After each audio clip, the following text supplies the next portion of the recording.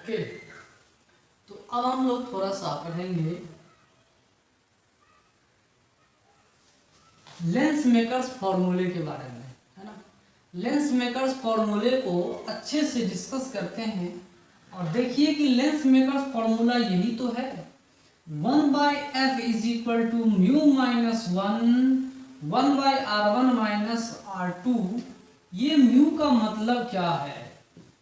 ये म्यू का मतलब है refractive index of lens divided by refractive index of medium, बशर्ते दोनों साइड रिफ्रैक्टिव इंडेक्स मीडियम का सेम होना चाहिए, अलग अलग मीडियम नहीं होने चाहिए, रेयर मीडियम होने चाहिए, डेंसर जो कुछ भी हो सेम मीडियम रहने चाहिए। और नॉर्मल लोग रेयर मीडियम डालते हैं, ठीक है। लेंसेज का यूज़ कहाँ नहीं होता, चश्मा लगाने में चश्मा भी होता है ना लेंस का यूज, ओके। तो ये एक्चुअली है क्या? लेंस मेकर्स फॉर्मूला है। अगर ये लेंस मेकर्स फॉर्मूला है तो आप देखिए इसका फॉर्मूला क्या, 1/f is equal to mu minus 1/r1 minus 1/r2। अगर मैं पतले पतले लेंस की बात करूं, थिन लेंसेज की बात करता हूं, तो इस लेंस में उल्टा घुमा दूं, इस लेंस को मैं उल्टा घुमा दूं, r1/r2, इसका अगर फोकल 1/f पावर अगर फाइंड करना हो, इसका अगर पावर फाइंड करना हो तो इससे पहले हम लोग पावर ही पढ़ेंगे, है ना। तो पहले हमें ये फॉर्मूला अगर फाइंड करना हो 1/f is equal to mu minus 1, तो 1/r1, तो r1 क्या है? पॉजिटिव है। अगर लाइट इधर से जा रहा है तो r1 क्या होगा? पॉजिटिव, तो पॉजिटिव लिखेंगे। r2 क्या है? निगेटिव, तो कुछ माइनस साइन यहाँ लगा देंगे, माइनस माइनस क्या होगा? प्लस हो जाएगा। चलिए, ये बात समझ में आई, इतना ही होगा। दूसरी बार हम लोग इसको घुमाएंगे तो अब लाइट क्या होगा? इधर से इधर जा रहा है, तो जो फॉर्मूला हम लोग लगाते हैं अब क्या होगा? R2 जो है, R2 क्या होगा? पॉजिटिव, और R1 क्या होगा? यहाँ लिखना चाहिए R1, और माइनस साइन यहाँ डालना चाहिए था, और माइनस माइनस क्या होगा? यहाँ माइनस माइनस क्या होगा? प्लस हो जाएगा, तो माइनस माइनस प्लस हो जाएगा। तो इस तरह से हम लोग समझते हैं कि अगर हमने थिन लेंसेज का कहानी पढ़ रहे हैं, थिन लेंसेज के बारे में अगर हम पढ़ रहे हैं तो क्या होगा कि इसका 1/f lens makers formula same आएगा। 1/f यानी पावर भी क्या होगा? इसका सेम आएगा, वो चेंज होने वाला नहीं है। लेकिन अगर मैं थिक लेंसेज का बात करूं, थिक लेंसेज के बारे में अगर मैं बात करूं इसमें, तो थिक लेंसेज में कहानी उल्टा हो जाएगा। थिक लेंसेज में इस तरह की कहानी नहीं आएगी, उल्टा कहानी हो जाएगा, ठीक है। और इस तरह के क्वेश्चन आ भी चुके हैं, आईआईटी में बहुत पहले आते थे, ठीक है। तो थिक लेंसेज के बारे में उस जमाने में क्वेश्चन आते थे, है ना। इसलिए हमें तैयार होना पड़ेगा, कुछ क्वेश्चन भी सॉल्व करेंगे, उसके लिए हमें तैयार होनी पड़ेगी, है ना। अब पढ़ते हैं हम लोग सन ग्लासेस, गॉगल्स जिसको पढ़ते हैं, है ना। गॉगल्स जो सन ग्लासेस होते हैं उसके बारे में थोड़ा सा पढ़ना है। और ये क्या होते हैं sun glasses? Actually sun glasses जो होते हैं ना, चश्मा कुछ इस टाइप से होता है। तो ये सन ग्लासेस जो हम लोग बनाते हैं, बहुत पतला सा ये दोनों का ये रेडियस ऑफ कर्वेचर होता है, चश्मे पर हम लगाते हैं। तो एक्चुअली होता क्या है, इसमें दोनों का R1, ये R1 और R2 दोनों के दोनों क्या है? अप्रोक्सीमेटली इक्वल हो जाते हैं। अप्रोक्सीमेटली क्या होते हैं? इक्वल हो जाते हैं। और साइन भी दोनों का क्या होता है? सेम हो जाता है। तब अगर हम इस फॉर्मूले का यूज करेंगे, तब हम अगर यूज करेंगे R1 और R2 का यूज करेंगे, तब कहानी क्या होगी? देखिए, तब कहानी क्या होगी? तब क्या होगा? 1/r1 है ना, क्या लिखे हैं? 1/r1 r ही होगा, 1/r2 r, दोनों सेम साइड में है, तो ये क्या होगा? ये इक्वल टू कितना होगा? 0 होगा, है ना। तो 0 मतलब फोकल लेंथ इसका क्या हो गया? इन्फिनिटी हो जाता है। ये चीजें सनग्लासेस में ऑब्जर्व किया जाता है, सनग्लासेस है या ग्लास सीट हो, ये पावरलेस होते हैं। ये ग्लास का सीट भी होता है ना, ये सब पावरलेस होते हैं, इसीलिए ये सब पावरलेस होते हैं। तो पावरलेस होते क्यों हैं वो हम लोग पढ़ते हैं। तो उससे पहले हम लोग पढ़ेंगे, चलिए हम पावर पढ़ेंगे। अब पावर है क्या? तो पावर क्या होता है? Ability of a lens to converge और diverge light is called power of the lens. Lens की कितनी एबिलिटी है किसी भी लाइट को कन्वर्ट करने की, डाइवर्ज करने की, उसको हम लोग पावर कहते हैं। कितना लाइट को कन्वर्ट कर सकता है, कितना डाइवर्ज कर सकता है, ठीक है, उसको हम क्या बोलते हैं? कन्वर्जिंग पावर बोलते हैं, डाइवर्जिंग पावर बोलते हैं। पावर है क्या एक्चुअली? पावर है कन्वर्जिंग और डाइवर्जिंग पावर। ये पॉलिटिकल पावर नहीं है, सोशल पावर नहीं है, ये कन्वर्जिंग और डाइवर्जिंग पावर है, जो लेंस लाइट को कितना कन्वर्ज करता है ना। तो आपको मैं बताना चाह रहा था कि देखो, मान लो दो लेंस है ना, दो लेंस, एक लेंस ये है और है ना, तो अब ये लेंस मान के चलो, ये लाइट को क्या कर रहा है? कन्वर्ज कर रहा है, यहाँ पे कन्वर्ज कर रहा है, ठीक है जी। ये लाइट क्या कर रहा है? यहाँ पे कन्वर्ज कर रहा है, ठीक है। और एक ये लाइट है ना, अगर पैरेलल लाइट, अगर हम इसको ये हम यहाँ पे ड्रॉ करते हैं, है ना,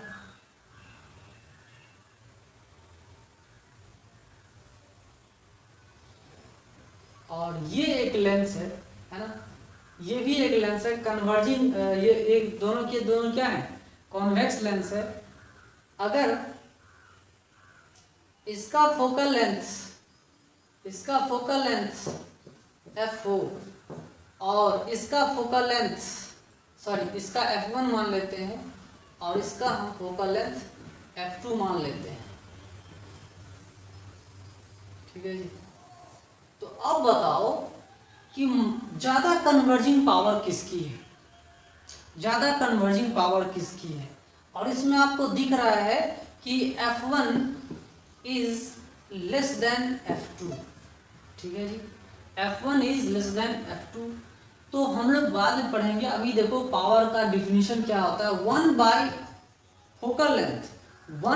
फोकल लेंथ इन मीटर, जब मीटर में रहेगा तो डायोप्टर यूनिट लिखेंगे, है ना। 1 बाय फोकल लेंथ मीटर में लिख दो, फिर डायोप्टर लिख दो, कहानी बन जाएगी, कोई दिक्कत नहीं है। मिरर के कहानी में आप लोग क्या पढ़ते थे? यहाँ माइनस साइन लगा हुआ था, यहाँ पे आप याद करो, पावर ऑफ द मिरर में क्या लगा था? माइनस साइन, और लेंस के केस में प्लस लगा हुआ है। ऐसा क्यों? दोनों केस में आप देखोगे कि माइनस जो लगाया हुआ था, क्योंकि फोकल लेंथ जो है कॉनकेव मिरर का निगेटिव आता था। निगेटिव क्या होता? पॉजिटिव होता था। तो कॉनकेव मिरर का कन्वर्जिंग पावर प्लस लाना था। इस केस में भी देखो, मान लो ये पॉजिटिव आ रहा है, तो ये जब पावर पॉजिटिव आ जाए तो समझना कन्वर्जिंग पावर है।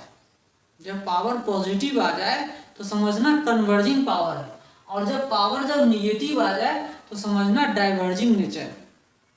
पावर में बहुत कुछ बताता है, ठीक है। तो यहाँ पर इसलिए बताया गया, मिरर वाला फॉर्मूला यहाँ नहीं लगाया गया। Power is equal to 1 by F mirror में होता है, यहाँ होता है power is equal to 1 by F in metre, ठीक है। पावर यहाँ पे क्या है? 1 बाई एफ इन मीटर, है ना। देख लीजिए इसको,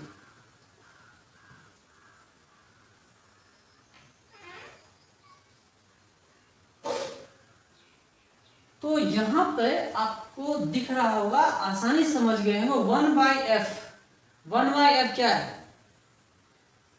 पावर है। 1 बाई एफ क्या है? पावर। अगर कॉन्वेक्स लेंस का पावर फोकल लेंथ पॉजिटिव आ रहा है, ये भी क्वांटिटी पावर भी क्या हो? पॉजिटिव, मतलब कन्वर्जिंग पावर, है ना, कन्वर्जिंग पावर। यहाँ दिख रहा होगा कन्वर्जिंग पावर, और हमने इसके सराउंडिंग में रेड मीडियम डाल रखा है ना। तो यहाँ पर आप देखिए 1 बाई एफ, मतलब फोकल लेंथ अगर कम है, अगर फोकल लेंथ कम है तो पावर बहुत ज़्यादा है, अगर फोकल लेंथ बहुत ज़्यादा है तो पावर क्या है, कम है। ठीक है, यहाँ देखिएगा सेंटीमीटर में है तो मीटर में कन्वर्ट करने के लिए इसको 100 से डिवाइड करना होगा, यूनिट लिखना होगा डायरेक्टर। यहाँ देखिए दो लेंस हमने दिखाया है, इस लेंस में फोकल लेंथ f1 है, यहाँ पे इसका फोकल लेंथ f2 है, हमने इस तरह साइन लिखा है, आपको दिख रहा होगा, है ना। तो यहाँ पे अगर एक दूसरे को इन्वर्स करते हैं 1/f2 is less than 1/f1, इसका मतलब ये हुआ कि पावर जो P2 है वो P1 से कम है, इसकी पावर ज्यादा है, कन्वर्जिंग पावर इसका ज्यादा कन्वर्ज कर रहा है, लाइट को ज्यादा कन्वर्ज कर रहा है, ये ज्यादा कन्वर्ज नहीं कर रहा है, इसके तुलना में कम कन्वर्ज कर रहा है। कन्वर्जिंग पावर या डाइवर्जिंग पावर, कन्वर्जिंग पावर या diverging power, ability to converge और डाइवर्ज। तो कॉनकेव लेंस को भी आप देख लीजिए, कॉनकेव लेंस के बारे में भी हम लोग अब डिस्कस कर लेते हैं। ये थीन कॉनकेव लेंस है ना। एक लाइट पैरेलल आ रहा है, एक लाइट अनडेविएटेड पास हो जा रहा है ना, यहाँ दिख रहा होगा। अब इससे लाइट डेविएट हो रहा है, रेड मीडियम है, अब डेविएट हो करके यहाँ पे वर्चुअली मिल रहा है। ठीक है, इसको आप मान लो F2। ठीक है जी, चलिए F2 अगर ये है तो एक तो हमने ये बताया, दूसरा एक और ले लेते हैं, इससे भी बड़ा है ना, इससे भी बड़ा। तो अब क्या होगा, अगर इस पैरेलल बीम इसके ऊपर गिर रहा है तो इस कहानी में क्या होगा कि ये डाइवर्ज करेगा, लेकिन काफी दूर पे जाकर के। यहाँ देखिए, तो इसका F2 यहाँ पर, सॉरी इसका F2 यहाँ पर होगा, तो इसका F1 और इसका F1 F2 दोनों में अंतर है ना, इसमें इसकी मैग्नीट्यूड क्या हो रही है, इसकी मैग्नीट्यूड क्या हो रही है, कम है, और इसका मैग्नीट्यूड ज़्यादा है, इसलिए इसकी डाइवर्जिंग पावर क्या है, इसकी डाइवर्जिंग पावर क्या है, बहुत ज़्यादा, लाइट को डाइवर्ज कर रहा है, यहाँ पे मिल रहा है, इसकी डाइवर्जिंग पावर क्या है, कम है, कम है ना।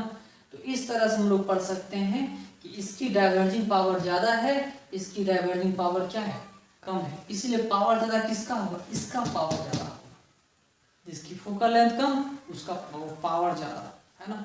पावर ज़्यादा मतलब निगेटिव में ज़्यादा, निगेटिव में ज़्यादा है ना। यहाँ कॉन्वेक्स लेंस में प्लस में ज़्यादा होता था और यहाँ पे निगेटिव में ज़्यादा होता है, तो ये बात आप समझिए। इसके बाद हम लोग चलते हैं ट्रांसवर्स मैग्निफिकेशन। ट्रांसवर्स मैग्निफिकेशन क्या कहलाता है, ट्रांसवर्स मैग्निफिकेशन को हम लोग बोलते हैं height of image by height of object. जो लेंस के द्वारा दिखाया जा रहा है वो एक्चुअली डिफिनेशन यही होता है, height of image by height of object. तो ये आया है V/U, ये क्या आया है V/U, है ना।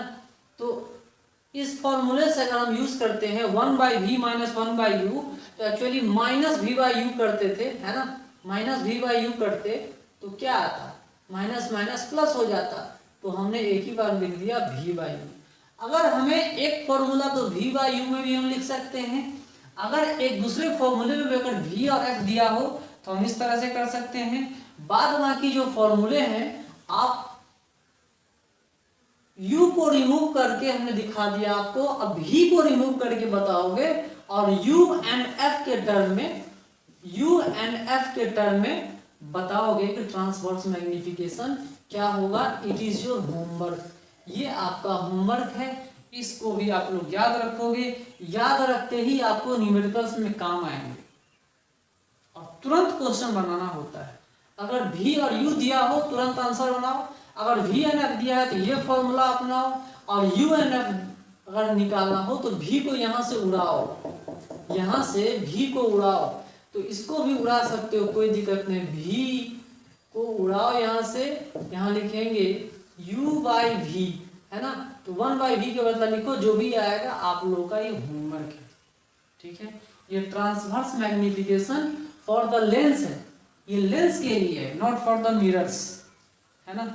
तो इतना सारा चीज हमने बताया, पावर का डिफिनीशन बताया, और यहाँ पे मैंने इसका बता दिया कि इसकी पावर जो है सेम रहती है। यहाँ अब आपके समझ में आ गया होगा कि अगर हमने फॉर्मूला यहाँ पे लगा 1/r1 माइनस 1/r2, तो यहाँ पे इसका power 1/f is equal to power, है ना, 1/f is equal to power, तो इसका पावर सेम रहता है। थिन लेंसेस अगर है तो दोनों का पावर सेम होगा। अगर हमने उल्टा घुमा दिया तो, अगर इस लेंस को हमने इधर भी घुमा रहे हैं, इससे इधर भी घुमा दे रहे हैं, तो पावर तो उतना ही रहने वाला है, पावर चेंज नहीं होने वाला, power will not change if we are getting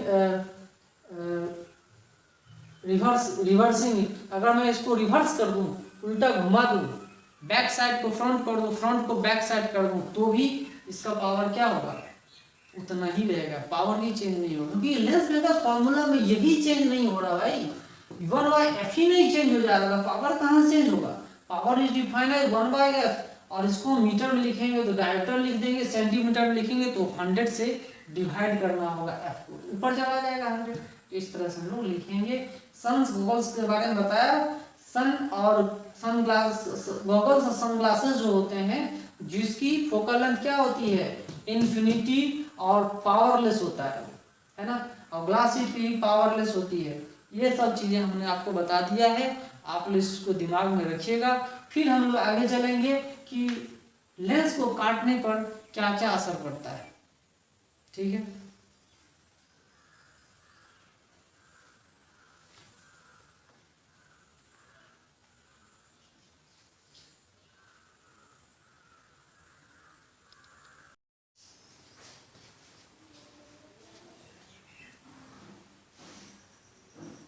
आगे हम लोग पढ़ेंगे कटिंग ऑफ लेंसेस। लेंस को कट करने पर क्या होता है, क्या उसके फोकल लेंथ पे असर पड़ेगा। मान लो ये कॉन्वेक्स लेंस है और इक्वी कॉन्वेक्स हमने बना रखा है, ये भी आर है, ये भी आर है ना। हॉरिजॉन्टली हमने अगर इसको कट किया, अगर हमने इसको हॉरिजॉन्टली कट किया तो कहानी क्या होगी। अगर हमने हॉरिजॉन्टली इसको कट किया तो अब कहानी क्या होगी। हॉरिजॉन्टली हमने इसको काटा, इसका भी आर, इसका वैल्यू आर। ओरिजिनल इसका क्या था, ओरिजिनल रिफ्रैक्टिव इंडेक्स या सॉरी इसका पावर कितना था, ये हम पहले फाइंड करेंगे। फोकल लेंथ इसका ओरिजिनल कितना था, दोनों आर था ना, तो आर प्लस माइनस ये कितना आ जाएगा, ये प्लस, है ना। तो आर आर इतना आ रहा है। ओरिजिनल जब था, जब हमने काटा नहीं था इसको, तब कितना था, ये ओरिजिनल था, है ना। तो ओरिजिनल में कितना आ रहा है, 2/r, ये कितना आ जाएगा, तो इसको लिखेंगे म्यू माइनस 1 इंटू 2/r। ये ओरिजिनल था इक्वी कॉन्वेक्स के लिए, इक्वी कॉन्वेक्स लेंस के लिए। चलिए ये बात हम समझ में आ गया कि हॉरिजॉन्टली हमने इस तरह से काटा। तो अब बताइए इसका फोकल लेंथ क्या होगा, f1 की वैल्यू कितनी होगी और f1 f2 की वैल्यू कितनी होगी। दोनों को हमने आधा आधा काटा, तब बताइए कितनी होगी। अब देखो f1 is equal to f2, ये कितना होगा ना, इसमें रेडियस ऑफ कर्वेचर r बदल रहा है, ना ये बदल रहा है, ना रिफ्रैक्टिव इंडेक्स बदल रहा है, मतलब f1 f2 के बराबर हो जाएगा और वो f के बराबर हो जाएगा। जो ओरिजिनल फोकल लेंथ था उतने के ही बराबर हो जाएगा। तो फिर क्या चेंज होगा भाई, अगर मैं इस सिंगल की स्टडी करूं, मैं सिंगल की स्टडी करूं, अगर मैंने सिंगल इसको उठा के रख दिया, इसको हटा दिया अगर हमने, तो अब इसका एपर्चर जो है आधा हो जा रहा है। अब इसका एपर्चर क्या हो रहा है, आधा हो जा रहा है। आधा होने से क्या होगा, या आधा अगर हमने हटा दिया तो इंटेंसिटी इसकी क्या हो रही है, आधा हो जा रही है। इंटेंसिटी क्या होगी, आधा हो जाएगी। कितना लाइट पास करेगा, इंटेंसिटी हमने आधा हो जाएगा, because intensity is directly proportional to square of the aperture. तो इंटेंसिटी ओरिजिनल आई था, आई नॉट मान लो, अब इंटेंसिटी जो हम फाइंड कर रहे हैं वो कितना होगा, अगर हमने काटा तो एक का कितना होगा, I not by 2, directly proportional to इतना, है ना। तो एपर्चर कितना हो जाएगा, तो रूट अंडर इतना हो जाएगा, है ना। तो इस तरह से हम लोग इंटेंसिटी का कितना हम लोग पढ़ सकते हैं, एपर्चर, ये क्या है भाई, एपर्चर है। चलिए इतनी बात हमें समझ में आ गई। अब हमने इंटेंसिटी प्रोपोर्शनल कितना है, अगर हमने इसको ऐसे भी काटा, ऐसे भी काटा, ऐसे भी काटा, तो अब सबका फोकल लेंथ सेम होगा।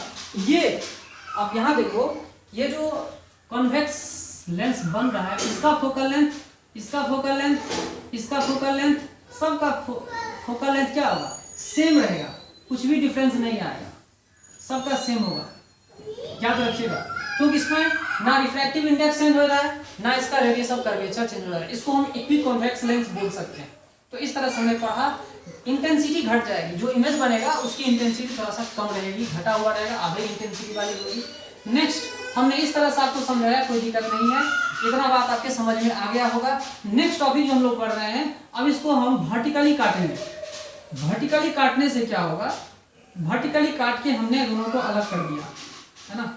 अगर हम इसको वर्टिकली काट के अलग अलग कर रहे हैं, तो अब इसका फोकल लेंथ पहले कितना था, पहले कितना था, तो पहले जो है वो कितनी थी, तो μ-1 और ये r माइनस माइनस r इतना आ रहा है, 2 आ रहा है ना। पहले कितनी थी, पहले थी इतना, μ-1 इंटू 2 बाई कितना है r, है ना, यही तो होगा। अब अगर जब हमने काटा तो ये ओरिजिनल था या f ओरिजिनल है ना। अब हम लोग क्या कर रहे हैं, अब इंडिविजुअल हम पूछ रहे हैं आपको, या f1 पूछ रहे हैं, हम लोग क्या पूछ रहे हैं, f1 या 1/f2, दोनों इक्वल तो होंगे, ये भी इक्वल है, याद रखिएगा, ये भी r और ये भी r। अब इक्वल फोकल लेंथ तो होगा, लेकिन कैसे होगा वो देखिए। अगर इसकी बात करें तो that is equal to r, है ना, और r2 क्या है, इन्फिनिटी, तो ये उड़ जाएगा, ये क्या हो जाएगा, उड़ जाएगा। अगर ये उड़ेगा तो ये टू भी तो उड़ेगा, टू ही तो उड़ेगा, मतलब f1 जो है, अब f1 इसका मतलब ये हुआ f1 और f2 जो है वो 2 टाइम्स ओरिजिनल फोकल लेंथ के बराबर हो रहा है, फोकल लेंथ दुगुना हो रहा है, फोकल लेंथ क्या हो रहा है, 2 गुना हो जा रहा है, लेकिन इंटेंसिटी और एपर्चर सेम रह जाएंगे, इमेज पे कोई असर नहीं पड़ेगा, इमेज का इंटेंसिटी ब्राइटनेस सेम रहेगा, क्योंकि एपर्चर पे कोई असर नहीं हुआ है। आगे चलते हैं हम लोग। अगर हमने एक कॉन्वेक्स लेंस ये बनाया और एक एक पार्ट, अगर हमने एक कॉन्वेक्स लेंस बनाया और एक एक पोर्शन पे देख रहे हैं अलग अलग रिफ्रैक्टिव इंडेक्स होगा, तो कितने सारे इमेजेस बनेंगे। एक लाइट हो, लैम्डा क्या होना चाहिए, कांस्टेंट। अगर हमने लैम्डा कांस्टेंट रखा है तो कितने सारे इमेजेस बनेंगे, कितने सारे इमेज बनेंगे, कितना रिफ्रैक्टिव इंडेक्स है, n है, तो कितने इमेजेस बनेंगे, n इमेजेस इसके कॉरेस्पॉन्डिंगली बन जाएंगे। याद रखिएगा, मैं सिर्फ इमेज की बात कर रहा हूँ, ब्राइटनेस की बात मैं नहीं कर रहा हूँ, ब्राइटनेस एपर्चर के ऊपर डिपेंड करता है ना। लेकिन इमेज कितने बनेंगे, n इमेजेस बनेंगे, और दोनों का दोनों सेम इक्विकॉन्वेक्स अगर मानोगे तो चलेगा, कोई दिक्कत नहीं है, लेकिन n इमेजेस यहाँ पे बन जाएंगे for single light, single wavelength, lambda constant होनी चाहिए तब, ठीक है। अगर लैम्डा कांस्टेंट हो गया तब ओके।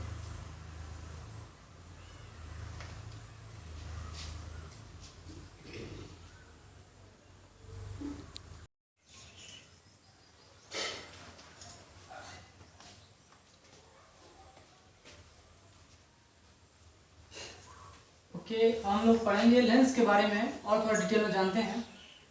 लेंस के बारे में, फॉर ए गिवन लेंस, अगर कोई लेंस दिया हो, मतलब उसका R1 R2 फिक्स हो, R1 R2 फिक्स हो, अगर कोई गिवन लेंस है उसका R1 R2 फिक्स हो, मतलब उसका रिफ्रैक्टिव इंडेक्स क्या फिक्स होगा, नहीं, रिफ्रैक्टिव इंडेक्स फिक्स नहीं होगा। अगर व्हाइट लाइट आ जाए, अगर ये सिंगल लाइट नहीं हो, अगर ये व्हाइट लाइट हो जाए जो मिक्सर ऑफ डिफरेंट लाइट्स हैं, तो कहानी क्या होगी, जब ये व्हाइट लाइट होगा तो क्या होगा, ये जो व्हाइट लाइट है ये क्या होगा, अब बताइए क्या होगा। अगर ये व्हाइट लाइट नहीं है तो कहानी घूम जाएगा। यहाँ पर आप देख सकते हैं कि 1/f is inversely, sorry, 1/f is directly proportional to μ/1, मतलब, और म्यू जो है inversely proportional to lambda of the light, है ना। मतलब ये हुआ कि focal length is directly proportional to lambda. जो फोकल लेंथ होगा लेंस का, वो किसके ऊपर डिपेंड करेगा, wavelength of the light, wavelength कितना उसके ऊपर डिपेंड करता है। अगर व्हाइट लाइट में बहुत सारे लाइट होते हैं, वायलेट कलर भी होता है, रेड कलर भी होता है, तो सबसे ज़्यादा सबसे ज्यादा वेवलेंथ किसका होता है, रेड का होता है, और सबसे कम किसका होता है, वायलेट का होता है। उस हिसाब से सबसे कम फोकल लेंथ किसका बनेगा, वायलेट का बनेगा, और सबसे ज्यादा रेड का बनेगा। देख लीजिए, तो एक डिफरेंट कलर डिफरेंट लाइट्स के लिए फोकल लेंथ भी क्या होता है, अलग अलग होता है, because focal length is directly proportional to lambda and power is inversely proportional to wavelength, है ना। इनवर्सली प्रोपोर्शनल वेवलेंथ हम लोग ये समझ सकते हैं, मतलब पावर जो होगा ज्यादा कन्वर्जिंग पावर वायलेट कलर का होगा, कम किसका होगा, रेड का होगा। तो रेड कम कन्वर्ज करता है, वायलेट ज्यादा कन्वर्ज करता है। यहाँ पर भी आप देख सकते हैं कि ये फोकल लेंथ ये डाइवर्जिंग नेचर का कर रहा है, आसपास के मीडियम को हमने रेयर बना के रखा है लेंस के कंपैरिजन में। तो यहाँ पे फोकल लेंथ है वायलेट कलर का है, और यहाँ से यहाँ रेड कलर का क्या है, फोकल लेंथ है। तो चलिए ये सब बातें समझ में आया। अब लेंस मेकर फॉर्मूले से हम लोग देखते हैं कि मीडियम के ऊपर स्टडी करते हैं, क्या फर्क पड़ता है पावर के ऊपर, और क्या ये अगर पावर है लेंस का, तो यहाँ देखिए 1/f is equal to mu L by mu M minus 1 1/r1 minus 1/r2 that is equal to power. ये क्या है, पावर है। तो इफ अगर लेंस का फोकल लेंथ मीडियम से ज्यादा है तो ये क्वांटिटी ग्रेटर देन क्या होगा, ये क्वांटिटी क्या होगा,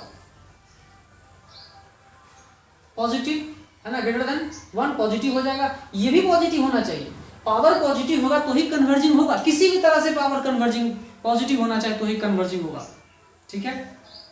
लेकिन कन्वेक्स मिरर में देख रहे हैं R1 पॉजिटिव R2 नेगेटिव आ रहा है, तो ऐसे ही प्लस हो, ये तो ऐसे ही प्लस हो जा रहा है। इसके बारे में देखेंगे R1 क्या हो रहा है, ये निगेटिव आ रहा है, निगेटिव है, R2 क्या है, पॉजिटिव आ रहा है। तो निगेटिव और ये पॉजिटिव, है ना, तो कितना आ जाएगा, ये निगेटिव साइड में आ जा रहा है। तो इस केस में इसका क्या हो जाता है, ये अगर मैं आसपास के रीजन को रेयर बना दूं तो डाइवर्जिंग नेचर हो जाता है। तो कन्वेक्स लेंस के बारे में अगर मैं स्टडी करूं तो ये क्वांटिटी पॉजिटिव, ये भी क्वांटिटी पॉजिटिव तब होगा जब refractive index of lens greater than medium, इस मीडियम में उससे ज्यादा होना चाहिए, तो ही ये कन्वर्जिंग लेंस की तरह काम करेगा। लेकिन कहानी उल्टा कब पड़ जाता है, अगर refractive index of medium is greater than refractive index of lens, अगर मीडियम का रिफ्रैक्टिव इंडेक्स लेंस से ज्यादा हो जाएगा तो ये क्वांटिटी क्या होगी, ये क्वांटिटी लेस देन 1 हो जाएगा, लेस देन 1 हो जाएगा। इसको हम क्या कर सकते हैं, ये -1 लेस देन 0, ये क्वांटिटी निगेटिव, ये क्वांटिटी पॉजिटिव, ये क्वांटिटी निगेटिव, ये क्वांटिटी पॉजिटिव, तो इसका मतलब फोकल लेंथ और पावर दोनों के दोनों क्या होंगे, निगेटिव। उस केस में ये कॉन्वेक्स लेंस लाइट को डाइवर्ज करेगा, उस केस में ये लाइट को क्या करेगा, डाइवर्ज करेगा, और डाइवर्ज करेगा तो ये इसका डाइवर्जिंग नेचर बन गया, लाइट का क्या बन जाएगा, डाइवर्जिंग नेचर हो गया ये। और ऐसे केस में इसका फोकल लेंथ, ये इसको हम फर्स्ट फोकल बोलो, सेकंड को जो कुछ भी है, ये लाइट होगा डाइवर्ज कर रहा है, ऐसे केस में डाइवर्जिंग नेचर हो जाएगा, कन्वर्जिंग नेचर इसका नहीं रह जाएगा। तो डाइवर्जिंग कन्वर्जिंग नेचर बहुत सारी चीजों पर डिपेंड करता है। तो इन चीजों refractive index of the medium और लेंस के ऊपर भी डिपेंड करता है, उसके रेशियो पे भी डिपेंड करता है। इस कहानी में देखिए, इस कहानी में अगर रिफ्रैक्टिव इंडेक्स मीडियम का ज्यादा है लेंस से, तो ये क्वांटिटी लेस देन 0 है, और पहले से क्वांटिटी क्या है, पहले से क्वांटिटी कॉन्केव लेंस के लिए क्या हो रहा है, कॉन्केव लेंस के लिए क्या हो रहा है, निगेटिव है। तो निगेटिव इंटू निगेटिव, यहाँ पर भी निगेटिव निगेटिव निगेटिव क्या होगा, पॉजिटिव, तो पावर हो जाएगा पॉजिटिव, और ये कन्वर्जिंग का हो जाएगा, तब कन्वर्जिंग केस का हो जाएगा। बशर्ते इसमें याद रखिएगा एक ही कंडीशन है, refractive index of medium is greater than refractive index of lens. इसको आप लोग समझ लीजिएगा, सारी बातें आपको समझ में आ गई, ओके। और हम न्यूमेरिकल को बनाने की कोशिश करेंगे, पहले हम अच्छे से थ्योरी पढ़ेंगे, बेसिक कॉन्सेप्ट क्लियर करेंगे। जब तक हमारा कॉन्सेप्ट क्लियर नहीं होगा, न्यूमेरिकल के बारे में सोचना भी बेवकूफ़ी होगी, ओके।